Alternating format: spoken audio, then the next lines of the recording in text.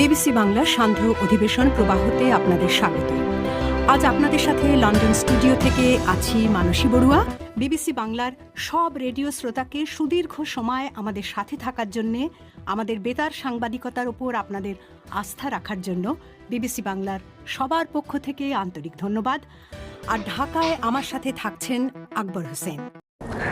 ইসরায়েলকে ঠেকাতে গাজা সীমান্তে 40,000 সেনা মোতায়েন করল মিশর। সাজোয়া যান, আকাশ প্রতিরক্ষা ব্যবস্থা, বিশেষ বাহিনী এবং M60 যুদ্ধ ট্যাঙ্ক মোতায়েন।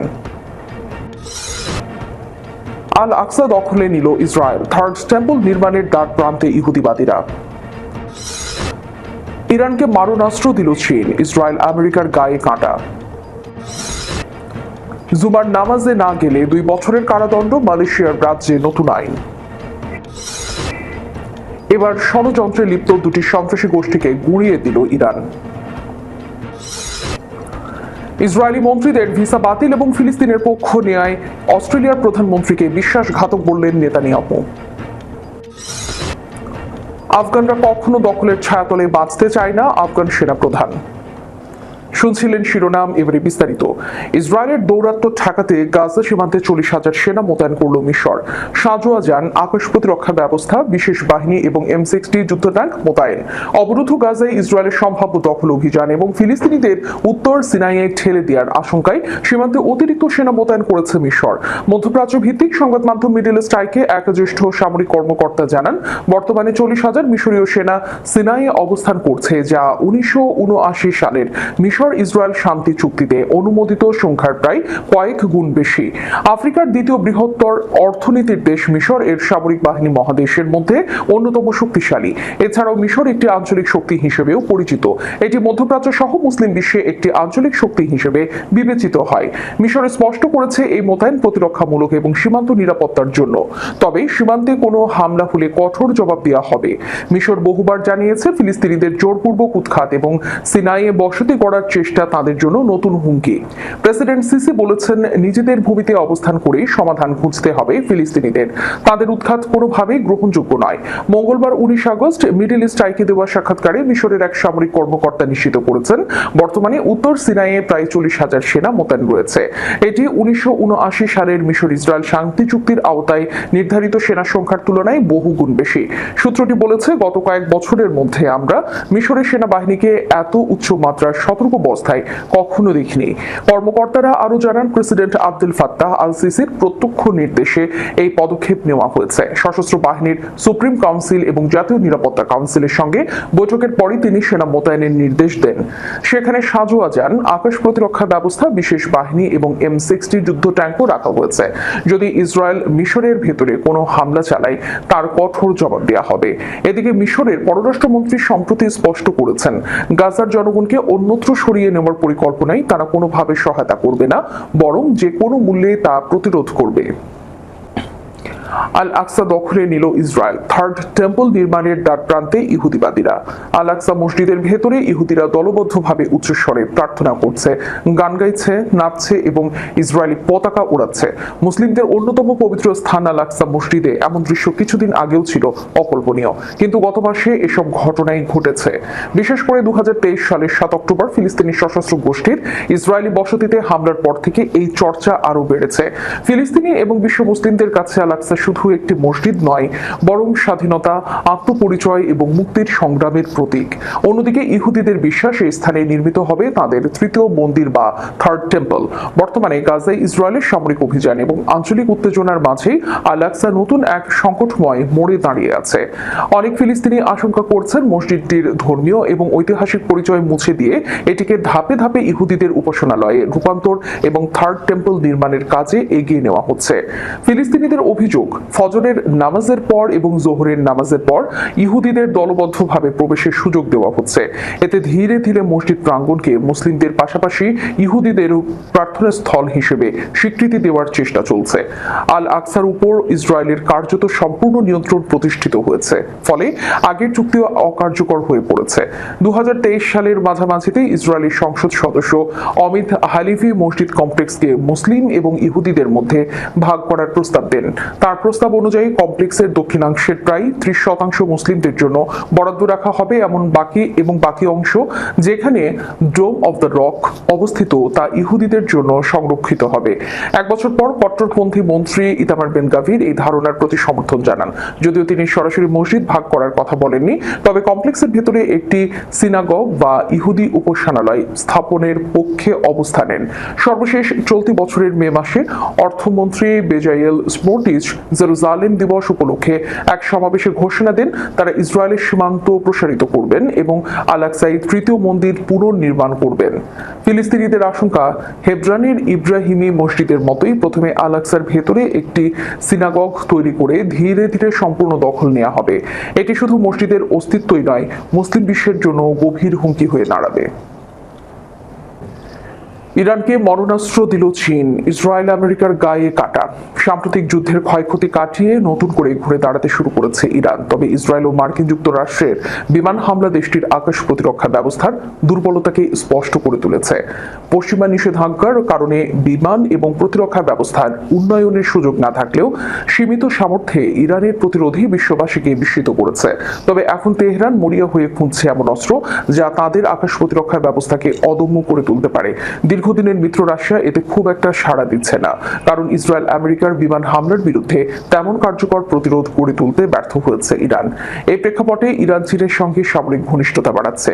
পশ্চিমা গোয়েন্দা সংস্থাগুলোর দাবি, চীনের সহায়তায় ইতিমধ্যেই ইরান তাদের অস্ত্রাগার পুনর্গঠন শুরু করেছে।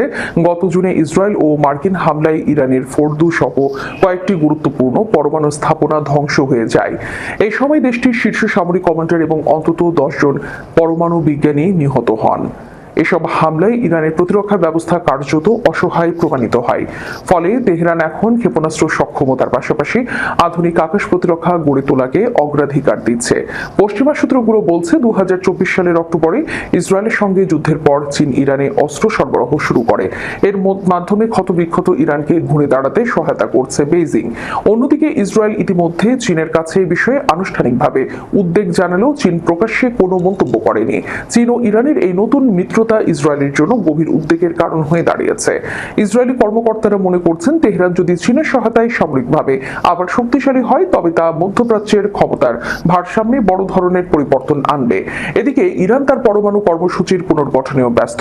তবে মূল ফোকাস এখন প্রতিরক্ষার নতুন কৌশল এবং নতুন মিত্রকে ঘিরে। চীনের সহায়তাকে তারা এক প্রকার আশীর্বাদ হিসেবেই দেখছে, আর এটি ইসরায়েলের জন্য সবচেয়ে বড় শঙ্কার কারণ হয়ে উঠেছে। অকারণে জুমার নামাজ ছেড়ে দিলে মুসলিম পুরুষদের জন্য সর্বোচ্চ 2 বছরের কারাদণ্ড বা মোটা অঙ্কের জরিমানার ঘোষণা দিয়েছে মালয়েশিয়ার তেরেঙ্গানু রাজ্য সরকার। রাজ্যটি বর্তমানে শাসন করছে দেশটির রক্ষণশীল প্যান মালয়েশিয়ান ইসলামিক পার্টি। সোমবার রাজ্য কর্তৃপক্ষ জানায়, শরিয়া ফৌজদারি অপরাধ আইন অনুযায়ী অপরাধীদের সর্বোচ্চ 3000 রিঙ্গিত, বাংলাদেশি মুদ্রায় প্রায় 86,000 টাকা জরিমানা কিংবা সর্বোচ্চ 2 বছরের কারাদণ্ড অথবা উভয় দণ্ড দেওয়া হবে। তেরেঙ্গানু রাজ্য নির্বাহী কাউন্সিলের সদস্য মোহাম্মদ খালিদ আব্দুল হাদি সতর্ক করে বলেন, এমনকি একবার জুমার নামাজ ছেড়ে দিলেও তা দণ্ডনীয় অপরাধ হবে। এটাকে টানা 3 সপ্তাহ জুমার নামাজে অনুপস্থিত থাকলে শাস্তির বিধান ছিল। তিনি আরো বলেন, একটি বিষয় মনে করিয়ে দেওয়া খুবই গুরুত্বপূর্ণ যে জুমার নামাজ শুধু ধর্মীয় প্রতীক নয়, বরং মুসলমানদের আনুগত্যের প্রকাশ। তাই দণ্ড দেওয়া হবে কেবল শেষ উপায় হিসেবে, যখন কেউ বারবার এই বিষয়টি উপেক্ষা করবে। রাজ্য সরকার জানিয়েছে, মানুষকে এই বাধ্যবাধকতার কথা মনে করিয়ে দিতে মসজিদগুলোতে ব্যানার টানানো হবে। সেই সঙ্গে অনুপস্থিতিদের বিরুদ্ধে ব্যবস্থা নেওয়া হবে জনগণের অভিযোগ অথবা টহল দলের মাধ্যমে। এটি রাজ্যের ক্ষমতাসীন 5 দলের বৃহত্তর উদ্যোগের অংশ, যারা মালয়েশিয়ায় শরিয়াহ আইনের কঠোর প্রয়োগ চায়। দলটি দেশের পার্লামেন্টের সবচেয়ে বড় রাজনৈতিক দল এবং 13টি রাজ্যের মধ্যে 4টিতে শাসন করছে। এটি অতীতে দলটি হুদুদ আইন প্রবর্তনেরও চেষ্টা করেছে, যেখানে চুরির শাস্তি অঙ্গচ্ছেদ এবং ব্যভিচারের শাস্তি পাথর ছোড়ার মতো শাস্তির বিধান ছিল। উল্লেখ্য, মালয়েশিয়ার দ্বৈত আইনি কাঠামো রয়েছে। মুসলিমদের জন্য ব্যক্তিগত এবং পারিবারিক বিষয়ে শরিয়া আইন, পাশাপাশি সিভিল আইনও কার্যকর। 3,30,00,000 জনসংখ্যার এই দেশের 2/3 জাতিগত মালয়, যাদের আইনের দৃষ্টিতে সবাই মুসলিম। বাকি অংশে চীনা ও ভারতীয় সংখ্যালঘু রয়েছে। গত নভেম্বরেও জোহর রাজ্যের শীর্ষ ইসলামী কর্মকর্তা জানায়, রাজ্যে মুসলিম পুরুষদের জুমার নামাজে উপস্থিত নিশ্চিত করতে কঠোর ব্যবস্থা নেওয়া হবে। ইরানের ইসলামী বিপ্লবী গার্ড কর্পস সিস্তান বালুচিস্তান প্রদেশে দুটি সন্ত্রাসী গোষ্ঠীকে ধ্বংস করেছে যারা আত্মঘাতী হামলার ষড়যন্ত্রে লিপ্ত ছিল। আইআরজিসির স্থল বাহিনীর কুচ বেইজ এক বিবৃতিতে জানিয়েছে তাদের সদস্যরা প্রদেশের উত্তর ও দক্ষিণাঞ্চলের সন্ত্রাসীদের আস্তানায় অভিযান চালিয়ে 5 জন সন্ত্রাসীকে হত্যা করেছে। প্রাণঘাতী হামলার পাশাপাশি ধ্বংসাত্মক কর্মকাণ্ডের পরিকল্পনা ছিল নিহতদের। অভিযানে বিপুল পরিমাণ অস্ত্র উদ্ধার করা হয়। এর মধ্যে রয়েছে কয়েকটি অস্থায়ী বিস্ফোরক ডিভাইস এবং প্রায় 25 কেজি বিস্ফোরক সামগ্রী। আইআরজিসি জানায় গোয়েন্দা বাহিনীর সহযোগিতায় এই অভিযান পরিচালিত হয়েছে। কয়েক বছর ধরে আইআরজিসিকে ওই দক্ষিণ পূর্বাঞ্চলীয় সীমান্ত এলাকার নিরাপত্তা নিশ্চিত করার দায়িত্ব দেওয়া হয়েছে, যেখানে তারা স্থানীয় জনগণকেও সম্পৃক্ত করেছে। ভৌগোলিকভাবে ইরানের দক্ষিণ পূর্বাঞ্চলে অবস্থিত সিস্তান বালুচিস্তান প্রদেশ পাকিস্তান এবং আফগানিস্তানের সঙ্গে সীমান্ত ভাগ করেছে। এছাড়া এর দীর্ঘ সমুদ্র উপকূল রয়েছে ওমান সাগরের তীরে। আইআরজিসি জানায় নিরাপত্তা কার্যক্রমের পাশাপাশি এই পর্যন্ত তারা প্রদেশটিতে শত শত নির্মাণ এবং কর্মসংস্থান সৃষ্টিমূলক প্রকল্প বাস্তবায়ন করেছে। ইসরায়েলি মন্ত্রীদের ভিসা বাতিল এবং ফিলিস্তিনিদের পক্ষ নেওয়ায় অস্ট্রেলিয়ার প্রধানমন্ত্রীকে বিশ্বাসঘাতক বললেন নেতানিয়াহু। অস্ট্রেলিয়ার প্রধানমন্ত্রী অ্যান্থনি আলবানিজকে বিশ্বাসঘাতক এবং দুর্বল বলে আখ্যা দিয়েছেন ইসরায়েলের প্রধানমন্ত্রী বেনিয়ামিন নেতানিয়াহু। মঙ্গলবার নিজের এক্স অ্যাকাউন্টে দেওয়া এক পোস্টে এই মন্তব্য করেছেন নেতানিয়াহু। ইসরায়েলি প্রধানমন্ত্রী বলেছেন, ইতিহাস আলবানিজকে মনে রাখবে, একজন দুর্বল রাজনীতিবিদ যিনি ইসরায়েলের সাথে বিশ্বাসঘাতকতা করেছিলেন এবং অস্ট্রেলিয়ায় ইহুদিদের পরিত্যাগ করেছিলেন। সোমবার ইসরায়েল ফিলিস্তিনি কর্তৃপক্ষের অস্ট্রেলিয়ান কূটনীতিকদের ভিসা বাতিল করার পর নেতানিয়াহুর এই মন্তব্য। সম্প্রতি ফিলিস্তিনি রাষ্ট্রকে স্বীকৃতি দেওয়ার ঘোষণা দিয়েছেন অস্ট্রেলিয়ার প্রধানমন্ত্রী। এরপরেই একজন ইসরায়েলি আইন প্রণেতার ভিসা বাতিলের সিদ্ধান্ত নেয় ক্যানবেরা। এর জবাবে সোমবার ইসরায়েলি ফিলিস্তিনির অস্ট্রেলিয়ার কূটনীতিকদের ভিসা বাতিল করে। অস্ট্রেলিয়ার পররাষ্ট্রমন্ত্রী পেনি ওং ইসরায়েলের ভিসা বাতিলের পাল্টা পদক্ষেপকে অযৌক্তিক প্রতিক্রিয়া বলে অভিহিত করেছেন এবং বলেছেন যে নেতানিয়াহুর সরকার ইসরায়েলের কূটনৈতিক বিচ্ছিন্নতা বৃদ্ধি করেছে। ইসরায়েলের সামরিক অভিযানে বিধ্বস্ত গাজা উপত্যকায় বেসামরিক জনগণের উপর যে পরিমাণ হতাহতের ঘটনা ঘটেছে তার জন্য আন্তর্জাতিক চাপ বাড়ছে। 12 আগস্ট আলবানিজ বলেছিলেন নেতানিয়াহু গাজায় মানবিক সংকটের বিষয়টি অস্বীকার করেছেন। ফ্রান্স, ব্রিটেন এবং কানাডার পর সেপ্টেম্বরে জাতিসংঘের সাধারণ পরিষদে অস্ট্রেলিয়া ফিলিস্তিনি রাষ্ট্রকে স্বীকৃতি দিতে পারে বলে ঘোষণা করার একদিন পর আলবানিজ এই মন্তব্য করেন। ইমারাতে ইসলামিয়া আফগানিস্তানের সেনাপ্রধান কারি ফসিহ উদ্দিন ফিতরাত বলেছেন, স্বাধীন জীবনযাপন করা আফগানদের অভ্যাস এবং এটি তাদের প্রাচীন বৈশিষ্ট্য। এই জাতি কখনোই দখলের ছায়াতলে বসবাস করতে চায় না। মঙ্গলবার ইংরেজি উপনিবেশ থেকে আফগানিস্তানের স্বাধীনতা অর্জনের 106তম বার্ষিকী উপলক্ষে জাতীয় প্রতিরক্ষা মন্ত্রণালয়ের হলরুমে আয়োজিত অনুষ্ঠানে তিনি এসব কথা বলেন। আফগান সেনাপ্রধান বলেন, আফগানরা দখলের ছায়াতলে জীবন না কাটানোর জন্য যে কোনো ধরনের ত্যাগ এবং আত্মস্বর্গে প্রস্তুত। তিনি বলেন, আমরা আজকের এই দিন উদযাপন করছি এমন সময়ে যখন আমাদের দেশ সম্পূর্ণভাবে স্বাধীন। তিনি আরো বলেন, আগে এই দিনটি এমন সময় উদযাপন করা হতো যখন আফগানরা দখলের ছায়াতলে জীবন কাটাতো।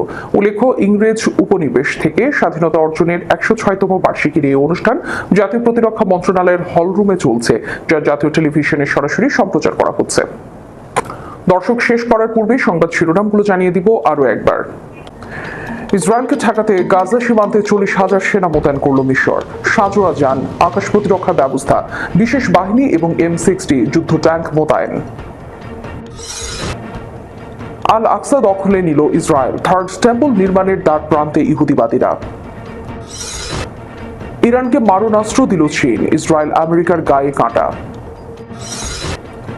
জুমার নামাজে না গেলে 2 বছরের কারাদণ্ড, মালয়েশিয়ার রাজ্যে নতুন আইন।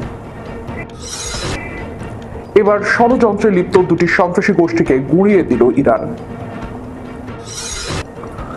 ইসরায়েলি মন্ত্রীদের ভিসা বাতিল এবং ফিলিস্তিনের পক্ষ নেয় অস্ট্রেলিয়ার প্রধানমন্ত্রীকে বিশ্বাসঘাতক বললেন নেতানিয়াহু। আফগানরা কখনো দখলের ছায়াতলে বাঁচতে চায় না, আফগান সেনাপ্রধান। এতক্ষণ আমাদের সাথে থাকার জন্য ধন্যবাদ। All content on this channel is for educational and informational purposes only. We do not promote violence, misinformation, or any illegal activity.